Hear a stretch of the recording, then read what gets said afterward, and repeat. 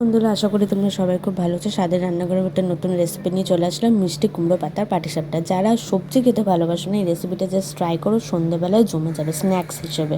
প্রথমে আমাদের রেসিপিটা তৈরি করার জন্য আলুটাকে সেদ্ধ করে নিতে হবে। তারপর আমি কুমড়ো পাতাটা ভালো করে পরিষ্কার করে এখানে রেখেছি এবং এখানে আলুটা মাখার জন্য আমি এখানে 3টে মতো পেঁয়াজ কুচি নিয়েছি, তারপর একটু আদা কুচি, রসুন কুচি এবং লঙ্কা কুচিটা দিয়েছি। আমি এখানে ঝাল মতো লঙ্কাটা দিয়েছি, তোমরা তোমাদের ঝাল অনুযায়ী দেবে। তারপর আমি এখানে স্বাদ মতো নুন দিয়েছি, একটু হলুদ গুঁড়ো দিয়েছি এবং জিরে গুঁড়ো, ধনে গুঁড়ো এবং গোলমরিচের গুঁড়ো দিয়েছি। গোলমরিচের গুঁড়োটা আমি এখানে 1.5 চামচের মতো দিয়েছি। গোলমরিচের গুঁড়োটা দিলে টেস্টটা কিন্তু খুব ভালো হয়। এবং একটু গরম মশলা দিয়েছি এবং তার সাথে যেটা দিয়েছি সেটা হচ্ছে চাট মশলা। এটা দিলে কিন্তু রান্নাটা আলাদাই টেস্ট হয়। তারপরে ভালো করে আমাদের আলুটাকে মেখে নিতে হবে এবং এখানে আমি 2টো ডিম গ্রেট করে দিয়েছি, সেদ্ধ করা ডিম গ্রেট করে দিয়েছি এবং তার সাথে ডিমটার সাথে ভালো করে মেখে নিতে হবে।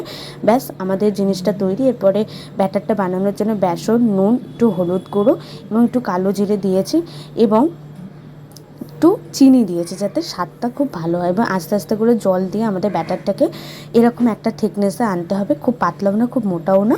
এবং একটু বেকিং সোডা দিয়েছি। ব্যাস, ভালো করে মিশিয়ে নেওয়ার পরে আমি এখানে ময়দা নিয়েছি কোটিং করার জন্য এবং পাতাগুলোর মধ্যে লম্বা করে সেই আলু স্টাফিংটা দেওয়ার পরে পাতাগুলোকে ভালো করে মুড়ে নিতে হবে। মুড়ে নেওয়ার পরে আমরা এখানে ডবল যে পাতাটা সেটা আমরা দিয়ে কোট করে নিয়েছি যাতে আলুর যে স্টাফিংটা যেটা বেরিয়ে না যায়। এবং এরকমভাবেই কিন্তু পাতাটাকে আমাদের মুড়ে নিতে হবে। এরপরে একটু জলের মধ্যে পাতাটাকে ভিজিয়ে নিয়ে ময়দার মধ্যে একবার কোট করে নিতে হবে। কোট করে নেওয়ার পরে আমাদের আবার ওই একই প্রসেসে ওগুলোকে ময়দার মধ্যে কোট করে নেওয়ার পরে টুথপিক দিয়ে এটাকে আটকে নিতে হবে যাতে আলুর স্টাফিংটা খুলে না যায়।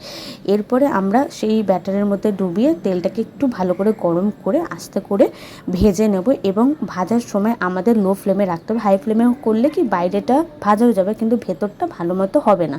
তাই জন্য লো ফ্লেমে রেখে আমাদের আস্তে আস্তে করে এগুলোকে ভাজতে হবে, কারণ পাতার যেহেতু জিনিসটা ভেঙে যাওয়ার সম্ভাবনা থাকে, তাই কারণে আবারও একবার দেখিয়ে দিলে এইভাবে ভেজে নেবে। ব্যাস তৈরি মিষ্টি কুমড়ো পাতার স্ন্যাক্স। ভালো লাগলে অবশ্যই লাইক করে দিও। টাটা।